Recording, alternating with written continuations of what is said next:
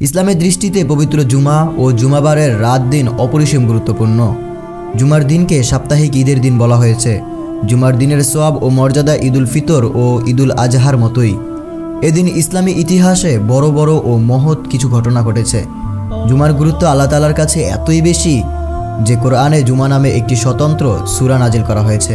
আল্লাহ তাআলা কোরআনে ইরশাদ করেন, হে মুমিনগণ, জুমার দিন যখন নামাজের আহ্বান করা হয় তখন তোমরা আল্লাহর স্মরণে মসজিদে এগিয়ে যাও এবং বেচাকিনা দুনিয়াবি যাবতীয় কাজকর্ম ছেড়ে দাও।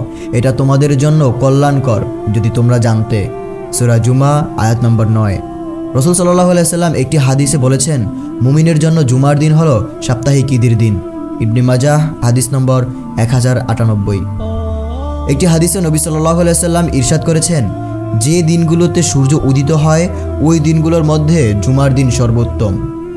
ওই দিন হযরত আদম আলাইহিস সালামকে সৃষ্টি করা হয়েছে। ওই দিন তাকে জান্নাতে প্রবেশ করানো হয় এবং ওই দিনই তাকে জান্নাত থেকে বের করে দেওয়া হয়। আর ওই দিনই কিয়ামত অনুষ্ঠিত হবে।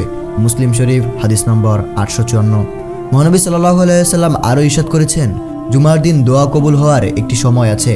কোনো মুসলিম যদি সেই সময়টা পায় আর তখন যদি সে নামাজে থাকে তাহলে তার যে কোনো কল্যাণ কামনা আল্লাহ পূরণ করেন। বুখারী হাদিস নম্বর 6400। জুমার দিনের বিশেষ আমল। রাসূলুল্লাহ সাল্লাল্লাহু আলাইহি সাল্লাম ইরশাদ করেন, তোমরা জুমার দিনে আমার উপর বেশি বেশি দুরূদ পাঠ করো, কেননা তোমাদের পাঠকৃত দরুদ আমার সামনে পেশ করা হয়। আবু দাউদ হাদিস নম্বর 1047। তিরমিজি শরীফের হাদিস অনুযায়ী আমরা জানতে পারি যে ব্যক্তি দরুদ পাঠ করে আল্লাহ তার উপর 10টি রহমত নাজিল করেন। সুতরাং আমাদের জুমার দিন অন্যান্য আমলের সাথে সাথে বেশি বেশি দরুদ পাঠ করতে হবে। জুমার গুরুত্ব ও তাৎপর্য বিবেচনা করে প্রতিটি মুসলমানের উচিত এই দিনটিকে কাজে লাগানো।